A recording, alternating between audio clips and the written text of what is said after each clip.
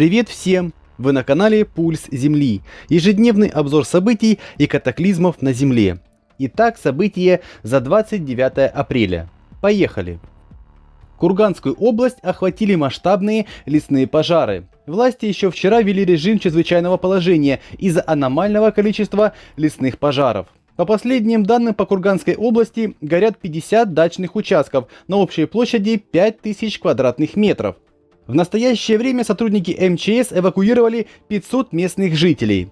Пожарные службы защищают от огня более 500 дачных домов. Очевидцы события присылают фото и видео уничтоженных огнем домов.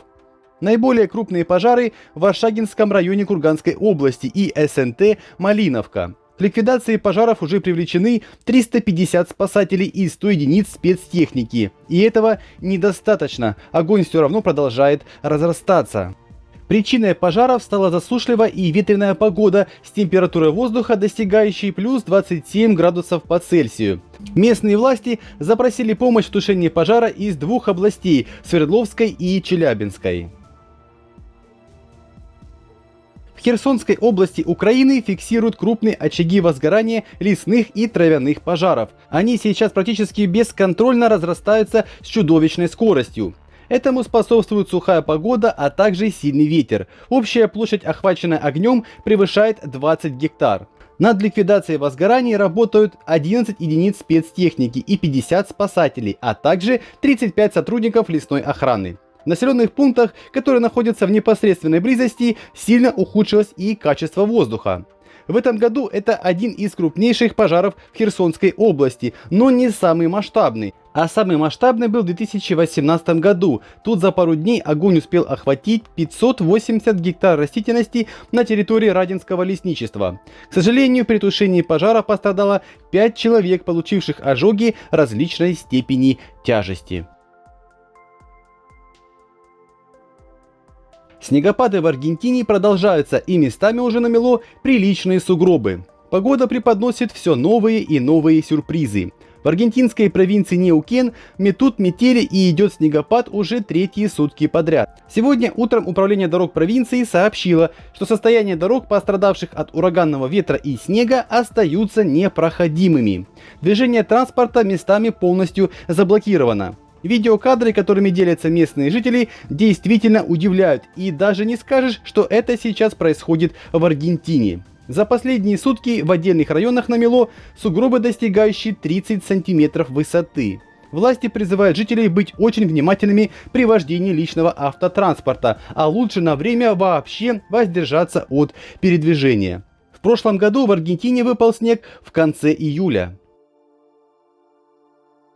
Саудовская Аравия опять оказалась в центре внимания. Непогода никак не покидает этот регион. Удивительное событие можно было отметить в городе Арар, столице провинции Эль-Худуд.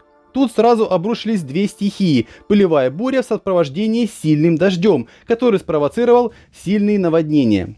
По-своему, эти видеокадры впечатляют. Оранжевая мгла, которая заполонила все вокруг вместе с дождем. Эти ужасные кадры прислали многие очевидцы этого события. Пылевая буря длилась около 2 часов, а вот ливневые осадки не прекращались практически 6 часов. В итоге многие районы в буквальном смысле остались под водой. Многих автомобилистов пришлось спасать, они оказались заблокированными в паводковых водах. Стоит отметить, что пострадавших нет. Местные жители отделались затопленными домами, улицами и личным автотранспортом. Синоптики и дальше прогнозируют экстремальную погоду на ближайшие 2 дня. Индийский штат Махараштра за минувшие сутки пострадал от ураганного ветра и сильных ливневых осадков. Стихия тут разгулялась прям не на шутку. Шквалистый ветер повредил 6000 домов, повалил более 2000 деревьев и опор линий электропередачи. Около 6000 деревень остались временно без света. В Индии за прошедшие 2 суток из-за мощного циклона с сильными порывами ветра и затяжными дождями погибло по меньшей мере 8 человек. В регионе бушует ветер, порывы которого достигают 35 метров в секунду. Все это сопровождалось сильным дождем, как итог, многие районы были затоплены. Уровень паводка достигает 60 сантиметров. Это второй штат в Индии, который пострадал от сильного ветра и ливневых осадков. Ранее эту эстафету передал штат Керала. Синоптики не радуют прогнозами. До конца суток погода не изменится, но уже с понедельника ожидается улучшение погодных условий. А вот в других штатах Индии воцарилась ранняя жара, в связи с чем возникла угроза пожаров. На окраине Нью-Дели горит свалка, загрязняя атмосферу ядовитым дымом. Температура в стране быстро растет и поднимается гораздо раньше, чем обычно. Вместе с тем наблюдается и увеличение числа пожаров в различных местах. Возгорания уже охватили джунгли, здания и больницы.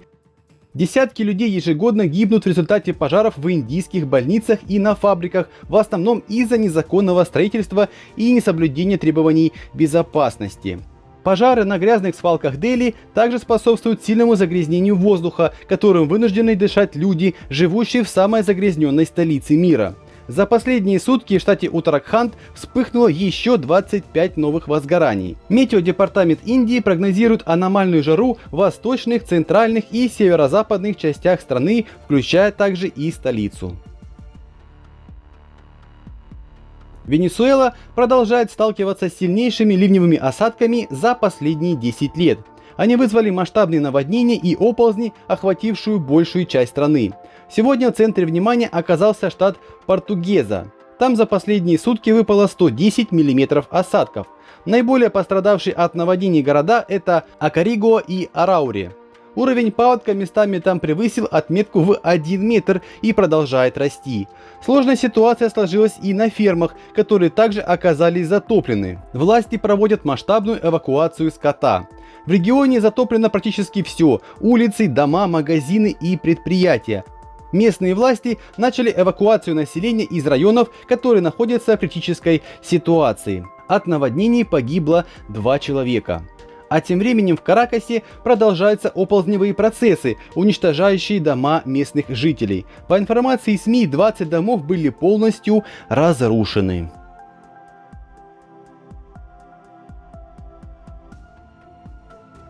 Из-за сильнейшей засухи на территории Африканского рога могут умереть от голода около 2 миллионов детей. Об этом заявил глава ООН по оказанию помощи Мартин Гриффитс. Некоторые районы Сомали, Эфиопии и Кении столкнулись с самыми засушливыми условиями за последние 40 лет. Агентства по оказанию помощи стремятся избежать повторения голода десятилетней давности, ставшего причиной гибели сотен тысяч человек. Сильный голод в регионе уже испытывает свыше 15 миллионов человек. Из-за засухи погибло около 3 миллионов животных. Четвертый неудавшийся сезон дождей в регионе в настоящее время становится все более вероятным, что может повлечь за собой одну из худших ситуаций, вызванных климатом в истории. Местные жители колумбийского городка Маскера недалеко от Боготы подвергаются нашествию ядовитой пены, поражающей различные части города, в частности район Лос-Пуэнтос. Загрязняющий материал, согласно информации местных СМИ, поступает из реки Бельсильяс, которая пересекает практически весь муниципалитет и на которой видны огромные скопления этого белого вещества.